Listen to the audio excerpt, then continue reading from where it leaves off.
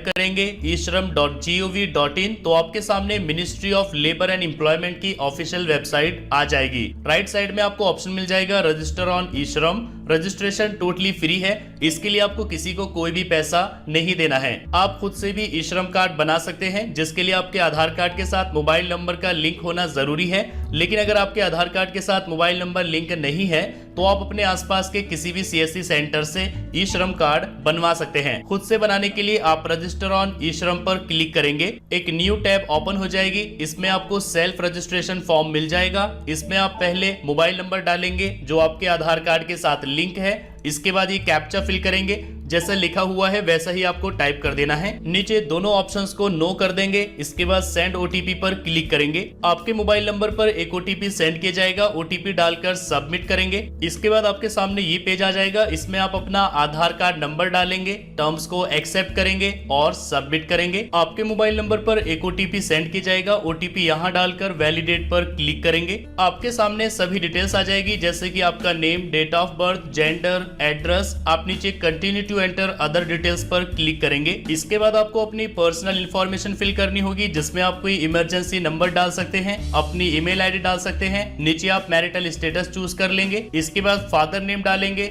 Social category आप choose कर लेंगे, आप किस कैटेगरी में आते हैं। ब्लड ग्रुप आप यहाँ पर चूज कर लेंगे। अगर आप नॉमिनी ऐड करना चाहते हैं तो आप यस करेंगे और यहाँ पर नॉमिनी की डिटेल्स फिल कर देंगे, जिसको भी आप नॉमिनी बनाना चाहते हैं। और अगर आपको नॉमिनी ऐड नहीं करना है तो इसको आप नो रखेंगे। इसके बाद सेव एंड कंटिन्यू। इसके बाद आपको अपना रेजिडेंशियल एड्रेस फिल करना होगा। पहले आप चूज कर लेंगे होम स्टेट, जिस स्टेट में आपका घर है आप वो स्टेट चूज कर लेंगे। अपना house number, locality, state, district और पिन कोड डालेंगे। इस लोकेशन पर आप कितने टाइम से रह रहे हैं वो आप यहाँ पर चूज कर लेंगे। अगर आप माइग्रेंट वर्कर है यानी किसी दूसरे स्टेट में काम करते हैं तो इसको आप यस करेंगे और यहाँ पर आप रीजन चूज कर लेंगे माइग्रेशन का, जैसे कि एम्प्लॉयमेंट के लिए, बिजनेस के लिए, एजुकेशन के लिए, शादी के लिए। तो आप यहाँ पर कोई भी एक ऑप्शन चूज कर लेंगे। माइग्रेंट वर्कर नहीं है, दूसरे स्टेट में काम नहीं करते तो आप नो करेंगे। अगर आपका करंट एड्रेस और परमानेंट एड्रेस दोनों सेम है तो आप इसको चेक रखेंगे। लेकिन अगर आपका परमानेंट एड्रेस अलग है तो इसको आप अनचेक करेंगे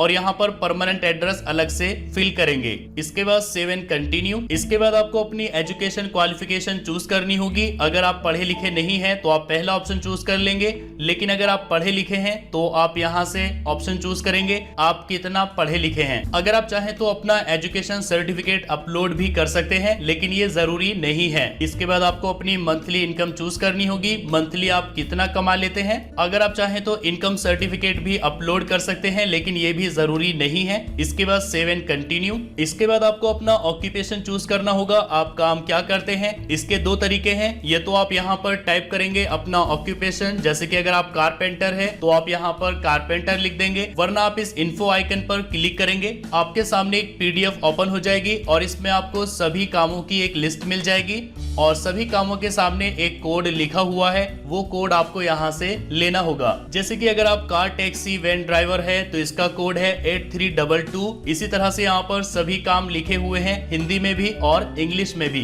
तो जो भी काम आप करते हैं उसका कोड आप यहाँ से नोट करेंगे और यहाँ पर कोड एंटर करेंगे। इस काम में आपका कितना एक्सपीरियंस है वो आप यहाँ पर डाल देंगे। अगर आप कोई दूसरा काम करते हैं तो उसको भी आप यहाँ पर डाल देंगे। अगर आपके पास कोई ऑक्यूपेशन सर्टिफिकेट है तो वो आप यहाँ पर अपलोड कर सकते हैं। आप जो काम करते हैं वो आपने कैसे सीखा है वो आप यहाँ पर चूज कर लेंगे। क्या आपने इसके लिए कोई ट्रेनिंग ली है, अगर ट्रेनिंग ली है तो आप पहला ऑप्शन चूज करेंगे और अगर आपने इसके लिए कोई ट्रेनिंग नहीं ली है तो आप दूसरा ऑप्शन चूज करेंगे। इसके बाद सेव एंड कंटिन्यू। इसके बाद आपको अपनी बैंक डिटेल्स फिल करनी होगी। सरकार से आपको जो भी आर्थिक सहायता मिलेगी वो सीधे इसी बैंक अकाउंट में आएगी। तो यहाँ पर आप अपना बैंक अकाउंट नंबर डालेंगे, दोबारा से डालेंगे कंफर्म करने के लिए। यहाँ पर अकाउंट होल्डर का नेम डालेंगे और यहाँ पर आप अपने बैंक का आईएफएससी कोड डालेंगे। आईएफएससी कोड डालकर आप सर्च पर क्लिक करेंगे तो बैंक और ब्रांच का नेम ऑटोमेटिक आ जाएगा। आप सेव एंड कंटिन्यू करेंगे। इसके बाद आपके सामने कंप्लीट फॉर्म आ जाएगा, इसको आप एक बार सही से चेक करेंगे। अगर आप चाहें तो प्रिंट पर क्लिक करके इसको प्रिंट भी कर सकते हैं। नीचे आप स्क्रॉल करके अपनी सभी डिटेल्स को